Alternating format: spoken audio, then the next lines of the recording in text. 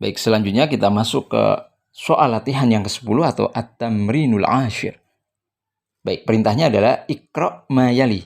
Bacalah kata-kata berikut. Ya, kita diminta untuk membaca, kita baca terlebih dahulu. Ad-darsul awwal, pelajaran pertama. Ad-darsul tsani, pelajaran kedua. Ad-darsul tsalits, pelajaran ketiga. Ad-darsul rabi', pelajaran keempat. Ad-darsul khamis, pelajaran kelima. Ad-darsus sadis, pelajaran keenam. Ad-darsus sabi', pelajaran ketujuh. Ad-darsus samin, pelajaran kedelapan. Ad-darsut tasi', pelajaran ke-9. Ad-darsul ashir, pelajaran ke-10. Ya. Baik. Di sini di latihan yang ke-10 ini kita diperkenalkan dengan namanya al-adadu tartibi, yaitu bilangan bertingkat. Ya. Di sini untuk bilangan bertingkat di sini, maka untuk bilangannya kedudukannya adalah sebagai sifat untuk benda atau sesuatu yang kita hitung, ya, bertingkat. Ke-1, ke-2, ke-3, ke-4 sampai dengan ke-10 di sini. Ya. Jadi untuk bilangannya harus menyesuaikan sesuatu yang kita hitung. Ya, di situ tertulis pada latihan ke-10 adalah menghitung ad-dars dengan bertingkat. Ya, pelajaran. Kita tahu pelajaran termasuk bagian dari isim yang muzakkar atau masuk kategori laki-laki. Ya. Maka di sini untuk bilangannya harus sesuai dengan benda yang dihitung, yaitu sama-sama muzakkar. Karena apa? Karena bilangannya sebagai sifat. Ya. Lalu bagaimana kalau mu'anats? Benda yang kita hitung, misalkan kita menghitung kamar, ya, kamar ke-1, ke-2, ke-3. Kamar apa bahasa Arabnya? Yaitu al-ghurfatu. Ya. Untuk al-ghurfatu, untuk kata pertama, ya, maka tertulis di situ, dijelaskan di bawah latihan yang ke-11, al-awal untuk mu'anatsuhu yaitu al-ula. Ya. Jadi, misalkan al-ghurfah maka menjadi al-ghurfatul ula. Kamar yang pertama. Seperti itu. Iya. Paham ya? Insyaallah ta'ala. Lalu bagaimana kedua? Ke-3 sampai dengan ke-10. Ya, untuk kedua sampai dengan 10 cukup ditambahkan tak marbutoh pada bilangannya. Ya. Sebagai contoh misalkan al-ghurfatus tsaniyatu. Al-ghurfatus tsaniyatu. Kamar kedua. Al-ghurfatus tsalisatu. Kamar ketiga. Al-ghurfatur rabi'atu. Kamar keempat. Al-ghurfatul khamisatu. Kamar kelima. Al-ghurfatus sadisatu. Kamar keenam. Al-ghurfatus sabi'atu. Kamar ketujuh.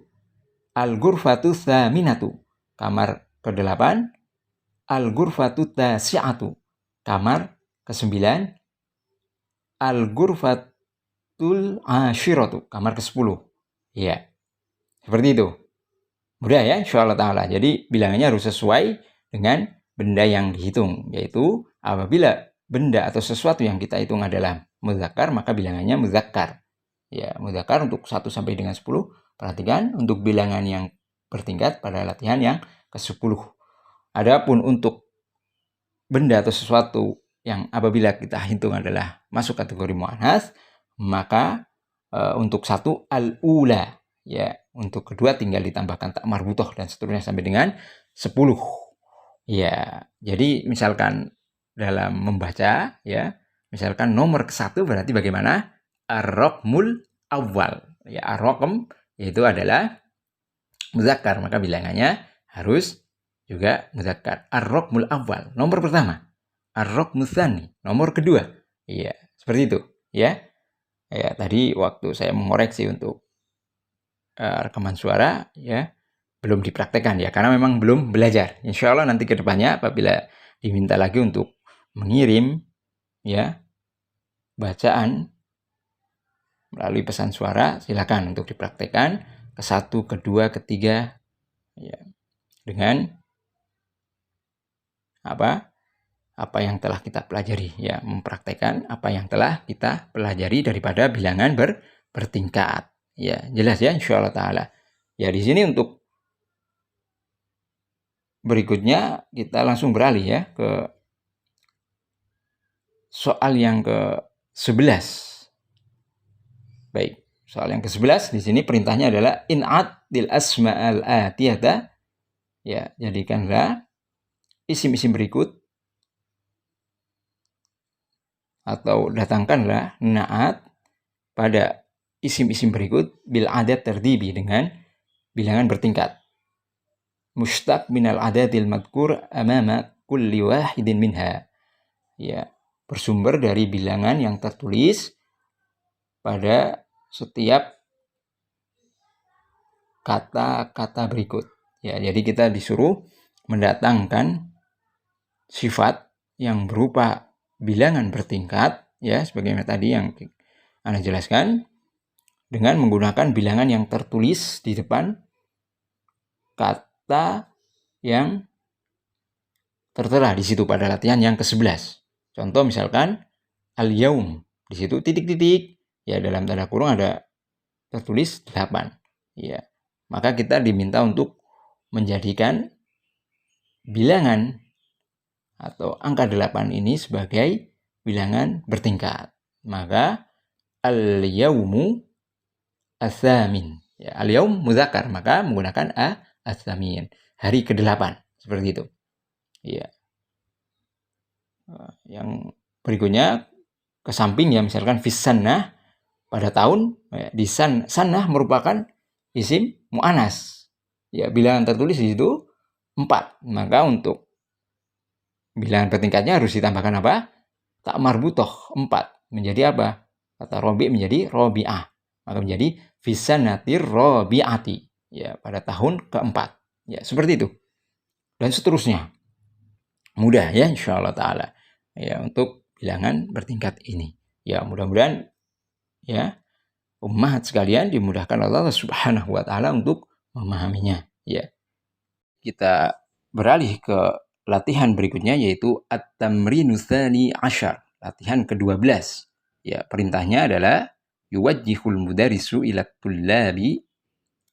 Bapak guru mengajukan kepada murid-muridnya as'ilatan, pertanyaan mukawwinatan yang terbentuk min alaysa kadzalik, dari kata alaysa kadzalik, ya, bukankah demikian, ya, fayujibu alaihat tullabu, dan para siswanya menjawab dengan pertanyaan tersebut dengan kata bala. Ya, baik.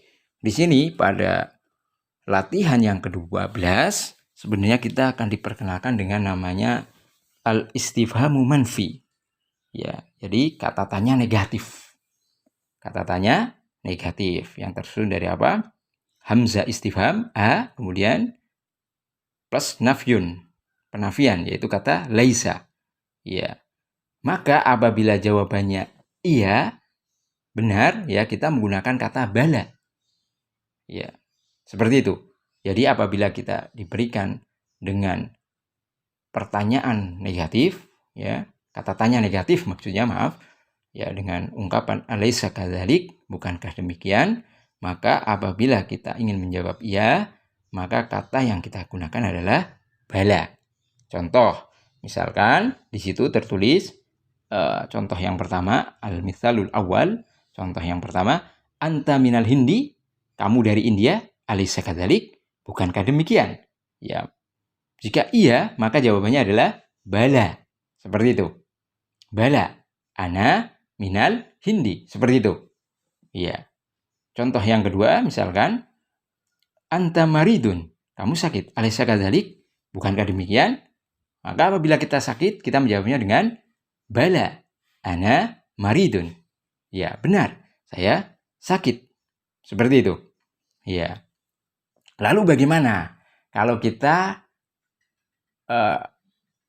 tidak demikian, misalkan bukan dari India atau tidak sakit, ya, maka jawaban tidaknya yaitu dengan kata na'am, ya, dengan kata na'am, ya. Jadi kalau pertanyaannya hanya menggunakan hamzah istifham, tanpa disertai nafyun laisa, maka dengan kalau iya dengan na'am. Tapi kalau tidak dengan la. Ya, berbeda kalau di sini adalah kata tanya negatif. Maka kalau iya dengan bala, kalau tidak dengan na'am. Ya. Paham sampai sini? Ya, insya Allah mudah ya. Seperti itu. Ya. Misalkan di sini kalau kita diberi pertanyaan dan kita akan menjawab tidak, ya tadi sudah kita praktekkan untuk yang jawabannya iya. Lalu bagaimana kalau tidak? Maka di sini ya contoh, anta minal hindi alaysa kadzalik, kamu dari India, bukankah demikian? Ya, apabila kita ingin menjawab tidak, maka dengan kata na'am. Ana min Indonesia. Tidak, saya dari Indonesia. Ya, kenapa aku dengan na'am? Karena kata tanya adalah kata tanya negatif. Seperti itu. Ya. Ya.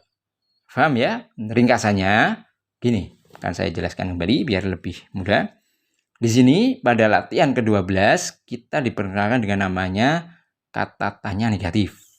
Ya, yang tersusun dari hamzah istifham di situ a, kemudian nafyun, penafian, yaitu laisa. Ya. Ungkapan alaisa kadzalik itu kita artikan bukankah demikian atau tidakkah demikian, seperti itu. Ya, bisa. Apabila jawabannya iya, ya, menetapkan sebagaimana pada contoh nomor pertama, anta minal hindi, kamu dari India, alaysa kadzalik, bukankah demikian? Maka kalau iya benar dari India, kita jawabnya bala, ana minal hindi. Tapi kalau tidak, maka jawabannya na'am, ana min Indonesia. Tidak, saya dari Indonesia. Seperti itu. Iya. Contoh yang kedua misalkan, untuk apabila iya, jawabannya kayak tadi, anta maridun, apakah kamu sakit? Alaysa kadzalik, bukankah demikian? Kalau iya, benar sakit, maka jawabannya bala, ana maridun.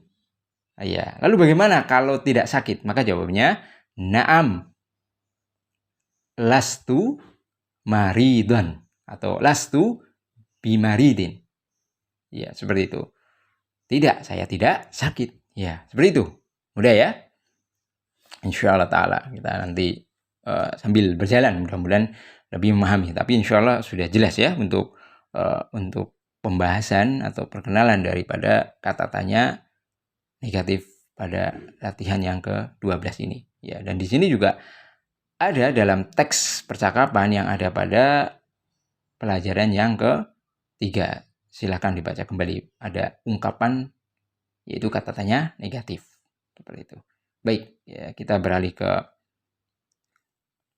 latihan yang ke-13. Ya, di sini ya, kita akan diperkenalkan dengan ayyuhuma. Ya, ayyu merupakan kata tanya, huma adalah domir yang menunjukkan dua. Ya, domir ghaib yang menunjukkan dua. Ya, mereka berdua misalkan seperti itu.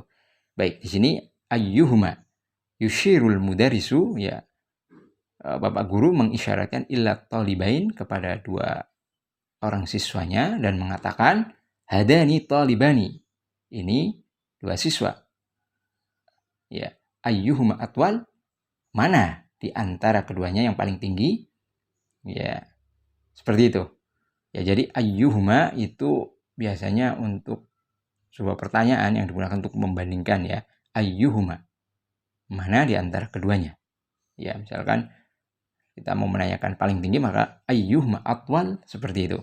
Ya, kita akan membandingkan dua hal. Ya, di sini yang digunakan untuk contoh yang pertama adalah taliban, dua siswa.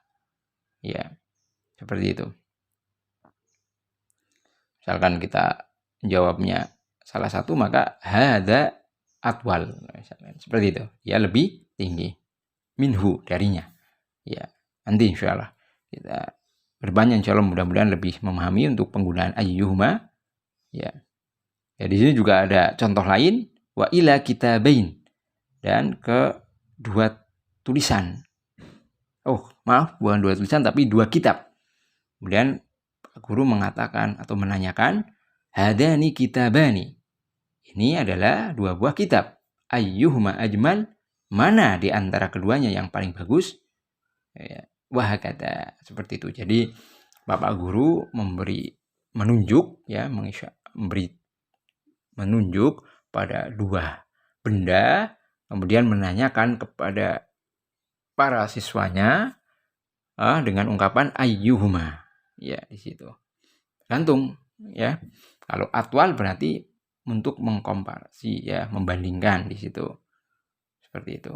Ya, di sini biasanya memang ayyuhuma itu digunakan untuk membandingkan 2 hal atau lebih seperti itu.